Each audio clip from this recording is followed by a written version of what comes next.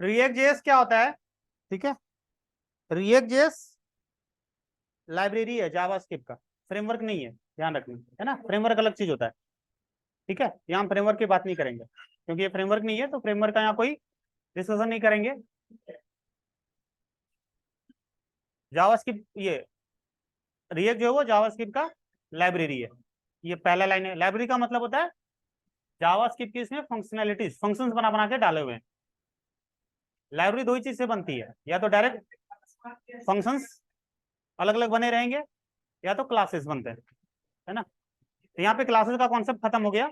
अब सिर्फ और सिर्फ फंक्शंस मिलेंगे। क्या मिलेंगे?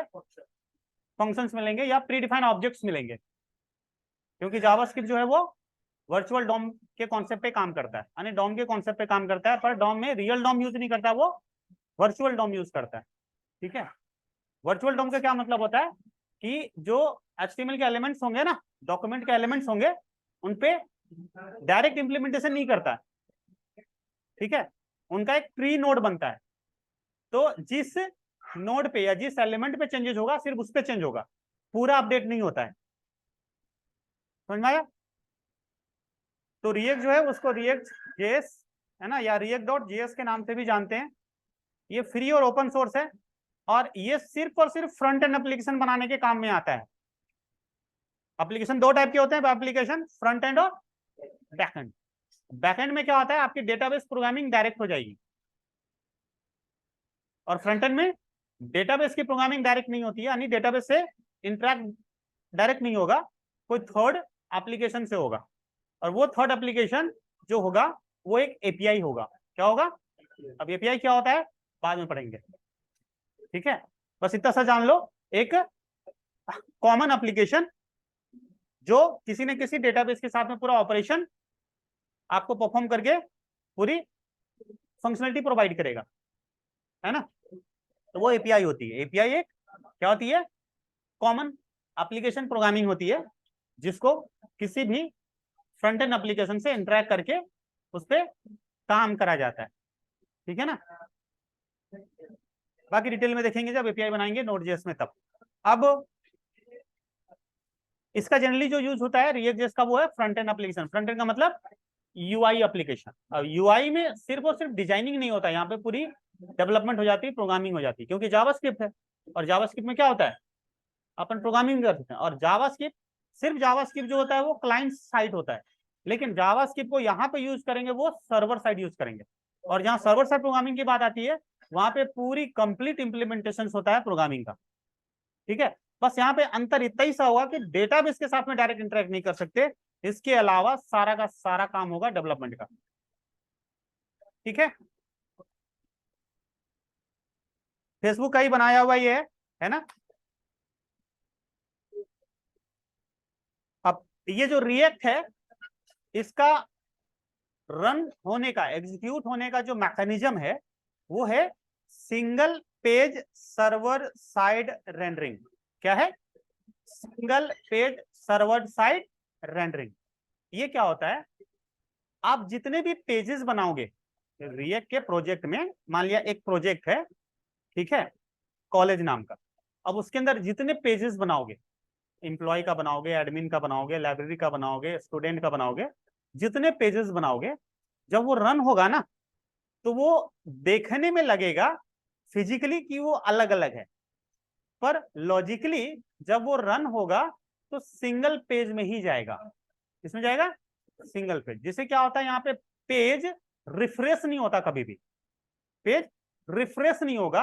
रन होगा तो एक सिंगल पेज होगा, और उसी पेज में जिस पेज का कंटेंट या जिस पेज को लिंक को कॉल करोगे, उसका सिर्फ कंटेंट चेंज होता है, सिर्फ कंटेंट आएगा, पेज पूरा रिलोड नहीं होता, पेज रिफ्रेश नहीं होगा।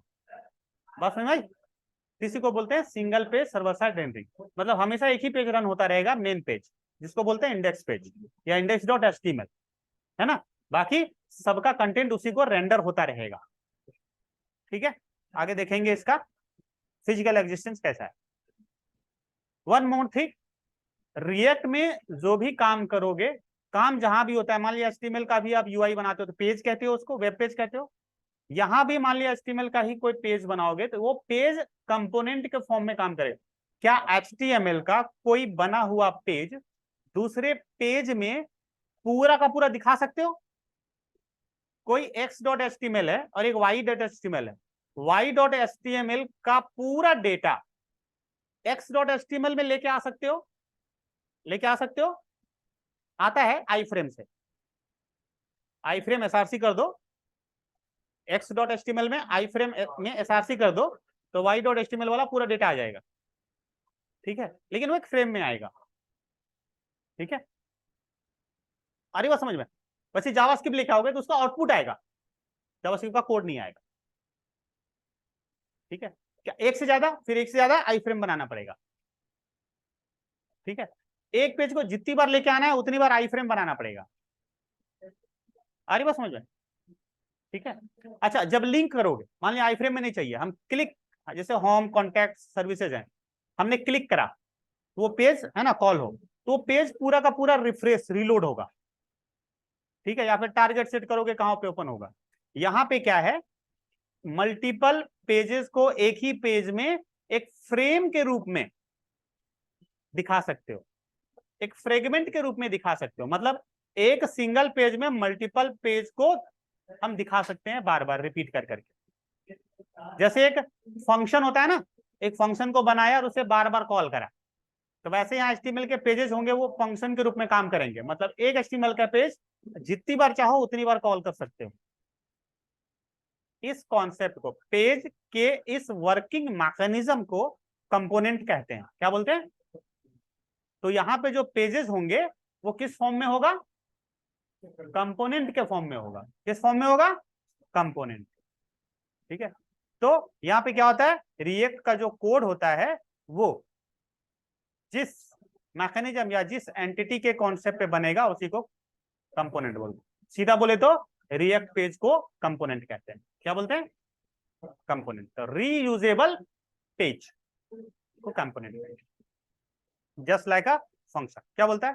Components can be rendered to a particular element in DOM using the React DOM library।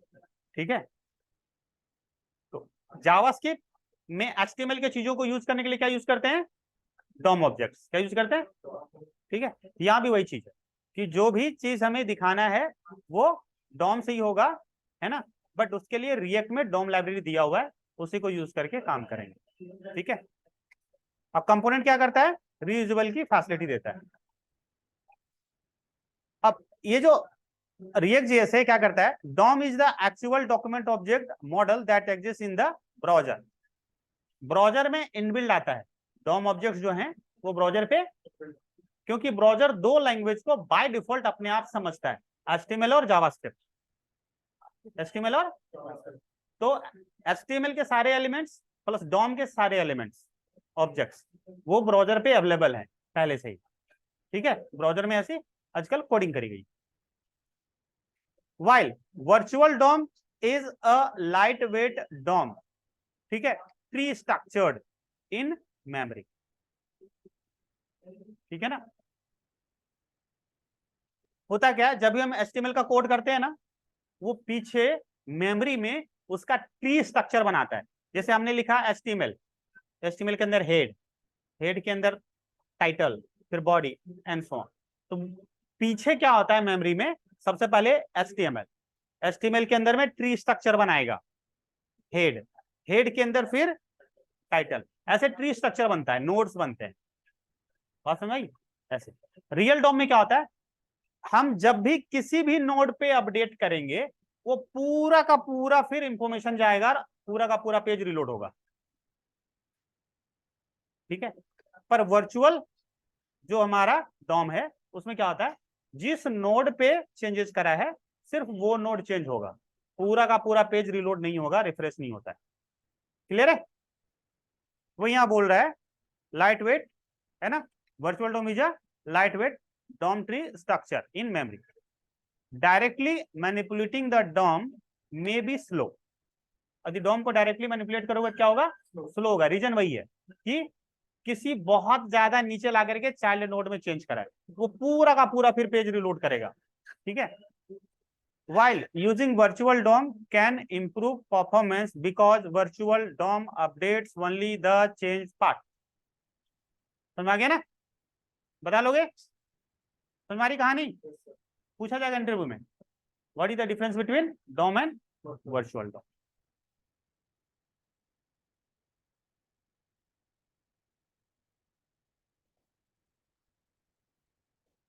ठीक है, अब इसके लिए क्या करेंगे अपन?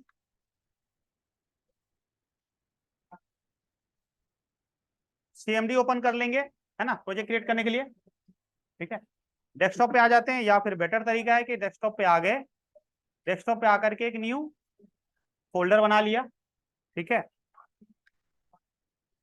फोल्डर का नाम कुछ भी दे दिया, ओपन कर लिया, है ना, CMD ओपन कर लिया.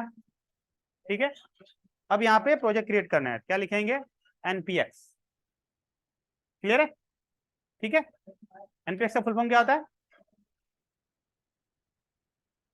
क्या होता है npx का full form?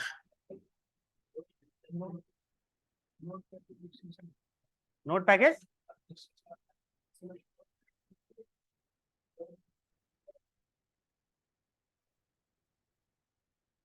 Node package execute. ठीक है, हाँ, तो npx नोड पैकेज एग्जीक्यूट करेगा. किसको? कौन सा पैकेज?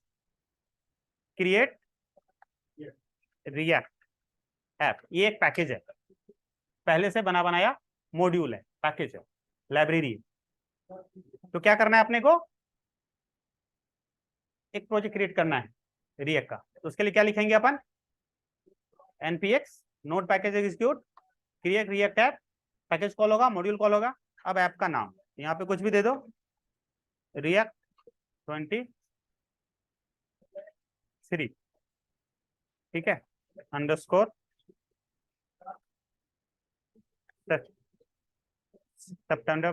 सितंबर 23.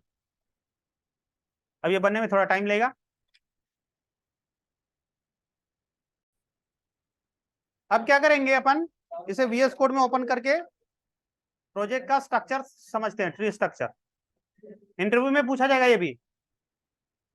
ठीक है, बोलेगा रिएक्ट का ट्री स्ट्रक्चर बताओ, है ना. तो ओपन कर लेते हैं,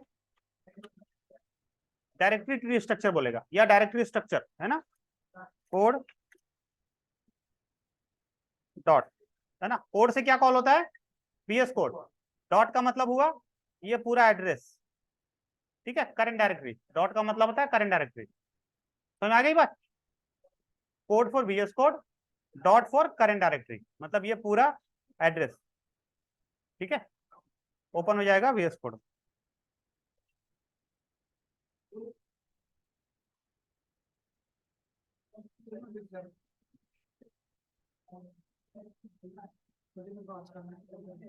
हाँ, अब तो एक गलती करी अपन ने यहाँ पे.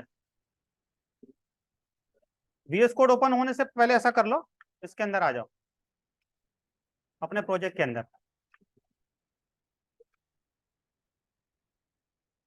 तो अपने को डायरेक्टरी चेंज करना है. डायरेक्टरी चेंज करने के लिए क्या लिखते हैं?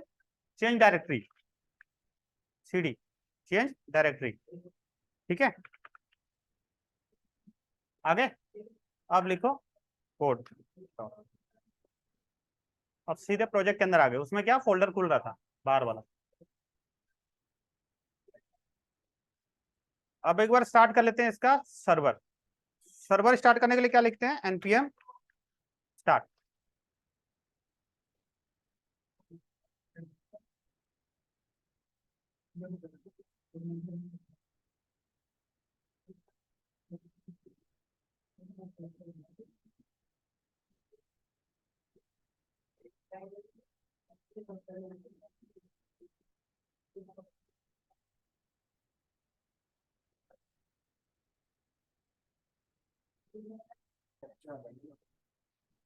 चलो देखो, आ गया, रन भी हो गया.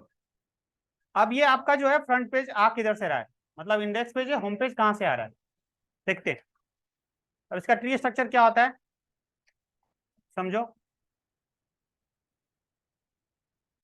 सबसे फर्स्ट सर्वर स्टार्ट होते ही अभी जो अपन ने यहाँ पे लिखा ना कोड, ये एक्चुअली अपन ने सर्वर स्टार्ट किया था, लिखा ना npm स्टार्ट। npm का मतलब नोड पैकेज मैनेजर, ठीक है। स्टार्ट मतलब सर्वर कॉल हो गया। सर्वर स्टार्ट होते ही जाएगा यहाँ पे, ठीक है, पब्लिक फोल्डर के पास। और ये वाला, ठीक है, इसके पास डेटा कहां से आ रहा है, जो भी दिख रहा है, कहां पे दिख रहा है ये, यहाँ पे इस डिव में, रूट में।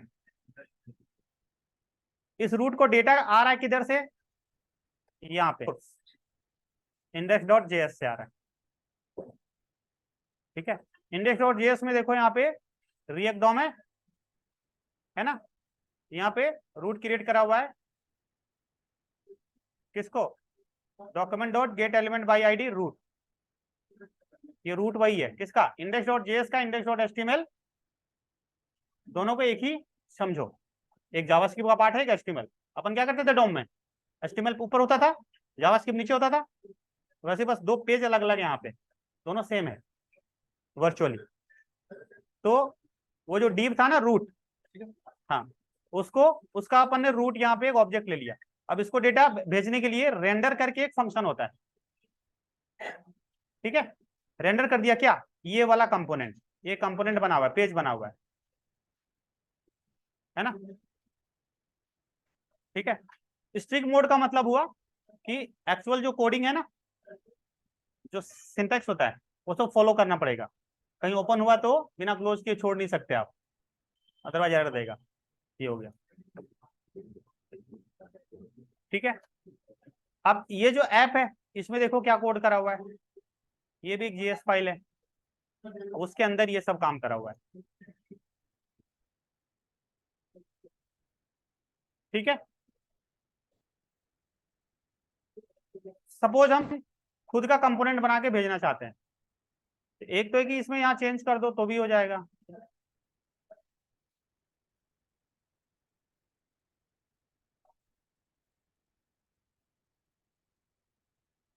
देखो इसमें सेव रिफ्रेश का झंझट नहीं है, ऑटोमेटिक वेब पैकेज डला हुआ है इसमें, तो रिफ्रेश कर देगा, सेव हो गया।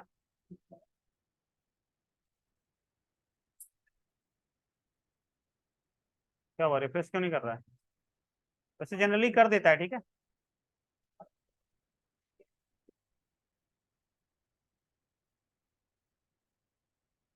लगता है सर्वर भेज,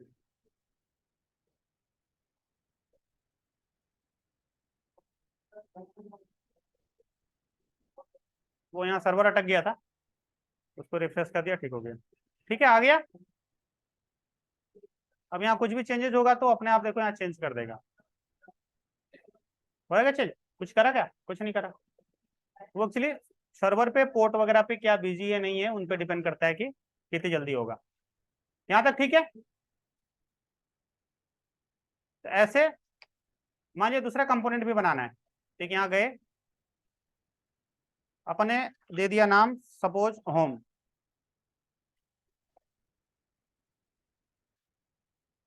क्या नाम दे दिया, होम डॉट JSX दोगे नाम तो ज्यादा बेटर होगा, क्योंकि यहाँ पे जो लैंग्वेज यूज होता है वो कौन सा यूज है, JSX, जावास्क्रिप्ट एक्सटेंशन। और जो कंपाइलर होता है वो बैबल कंपाइलर होता है, क्या होता है, और बेबल जो है वो कंपाइलर नहीं है, क्या है, ट्रांसपाइलर है, क्योंकि यहाँ पे जावास्क्रिप्ट में कंपाइलर नहीं होता, ठीक है, ये इंटरप्रेटेड लैंग्वेज होता है। तो यहाँ पे बस क्या करता है, एक प्लेटफॉर्म से दूसरे प्लेटफॉर्म पे ले आता है ना। तो सोर्स टू सोर्स कोड को बिना चेंज किए, कंपाइल किए, सोर्स टू सोर्स बस लेके आता है,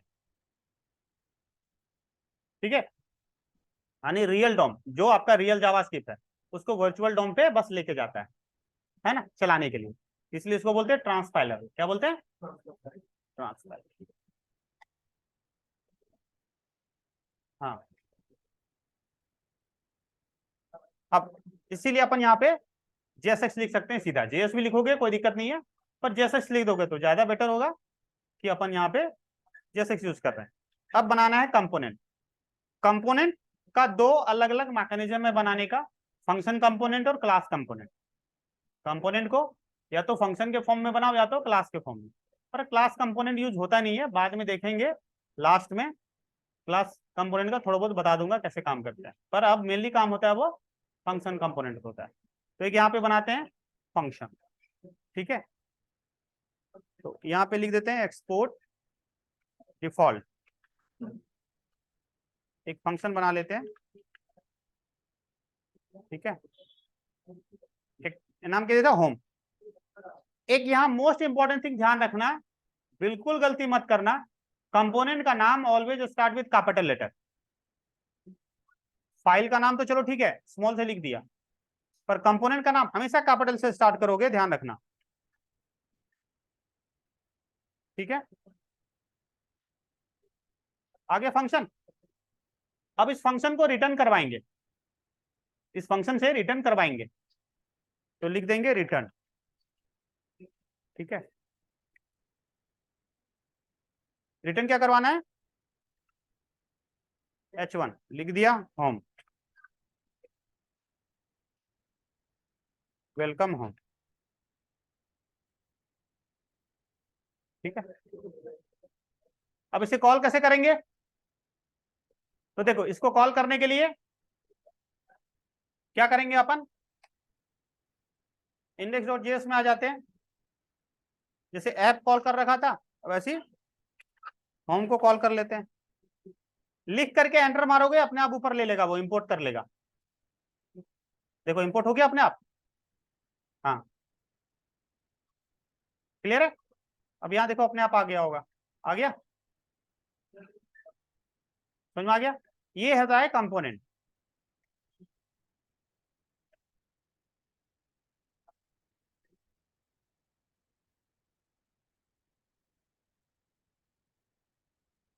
हो गया, दूसरा कंपोनेंट बनाना चाहते हो दूसरा बना लो। एक तो यहीं पे एक्सपोर्ट डिफॉल्ट लिख दिया, अब इसी को यदि हम ऐसे करके बनाते हैं, एक दूसरा कंपोनेंट बनाता हूं, उसको बनाता हूं एरो ऑपरेटर से, एक और कंपोनेंट बना लिया, कॉन्टैक्ट मान लिया .jsx। अब यहाँ पे लिख देते हैं let contact equals to arrow operator ले लेते हैं, ठीक है, रिटर्न करवा देते हैं,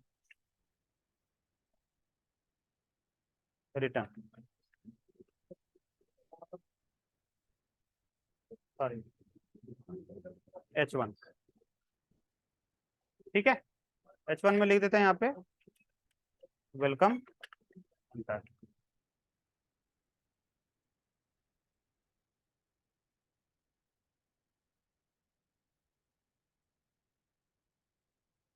अब इसको एक्सपोर्ट अलग से करना पड़ेगा, ऊपर नहीं लिख सकते, यहाँ पे एक्सपोर्ट है ना, यहाँ पे लिखेंगे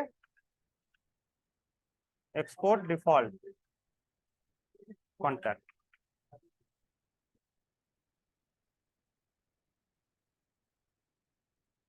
इसको कॉल भी तो करना पड़ेगा, कहाँ पे, इंडेक्स,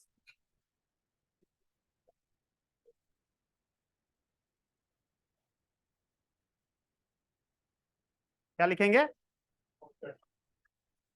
एंटर मार दो अपने आप ले लेगा, आ गया। इसी को बोलते हैं रीयूजेबल कोड, एक बार बनाओ उसको जितनी बार चाहो, अभी दो बार कर दोगे तो ये दो बार आ जाएगा, जितनी बार चाहो उतनी बार कॉल कर दो, समझ में आ गया ना। ये होता है कंपोनेंट, फंक्शन के जैसा है तो फंक्शन ही, लेकिन एचटीएमएल आ जा रही है पूरी पूरी डिजाइनिंग, पूरा फॉर्म यहाँ बना दोगे ना तो वो फॉर्म उतनी बार वहां पे कॉल होगा। अब एक चीज और ध्यान दो यहाँ पे,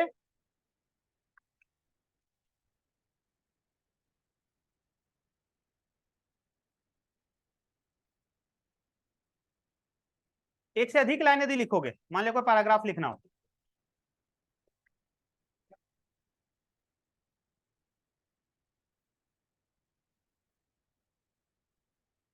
अब देखो मल्टीपल लाइन ऐसे रिटर्न नहीं करवा सकते, कोई भी फंक्शन सिंगल वैल्यू रिटर्न करता है, तो सिंगल स्टेटमेंट रिटर्न करता है, तो फिर एक से ज्यादा स्टेटमेंट कैसे रिटर्न करेगा, नहीं करेगा, इसको सिंगल स्टेटमेंट बनाना पड़ेगा। तो मल्टीपल स्टेटमेंट को सिंगल स्टेटमेंट बनाने के लिए क्या करते हैं, जल्दी बताओ। HTML में मल्टीपल लाइन को सिंगल स्टेटमेंट एज अ हमें कंसीडर करना हो, क्या करेंगे HTML में। एक कॉमन प्रॉपर्टी मल्टीपल लाइन को यदि प्रोवाइड करना हो या मल्टीपल लाइन का एक सिंगल ग्रुप बनाना हो, क्या करते हैं HTML में, क्या करते हैं, हाँ हाँ, इतना सोचना क्या था, उसको डिप में रख देंगे ना। डिप क्या होता है, कंटेनर तो होता है। ऐसे देख रहा है सब लोग, HTML नहीं पता, अब ये पूछ देगा इंटरव्यू में तो देखने लगोगे, बोलो बोला HTML ही नहीं आता है।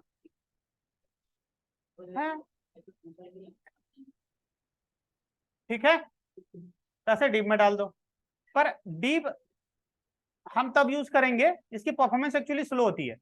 यहाँ पे डीप के जगह पे फ्रेगमेंट यूज कर लो, ठीक है, रिएक्ट डॉट फ्रेगमेंट, ये फास्ट होता है। एक डिव लिख सकते हो, डिव के जगह पे लिख दो रिएक्ट डॉट फ्रेगमेंट, इसकी परफॉर्मेंस फास्ट होती है। अब रिएक्ट डॉट फ्रेगमेंट जो है डायरेक्ट भी कॉल हो जाता है, कुछ मत लिखो, सिर्फ ऐसे लिख के छोड़ दो। समझ में आया।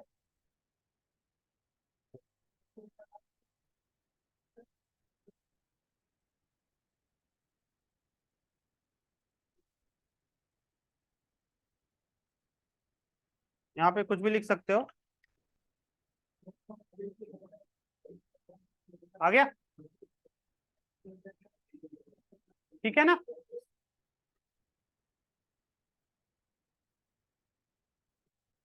अब यहां तक तो स्टोरी ठीक है। अब ऐसे सारा पेज मुझे एक साथ नहीं चाहिए। यहाँ पे होम, कॉन्टैक्ट, सर्विसेज, पैक, इस तरह मेनू हो, जिस पे क्लिक करें वही पेज यहाँ दिखना चाहिए, उसको बोलते हैं रॉटिंग। क्या बोलते हैं, ठीक है, रॉटिंग करके दिखाओ, कल करें। चलो आज इतना कर लो, ठीक है, चलो करो।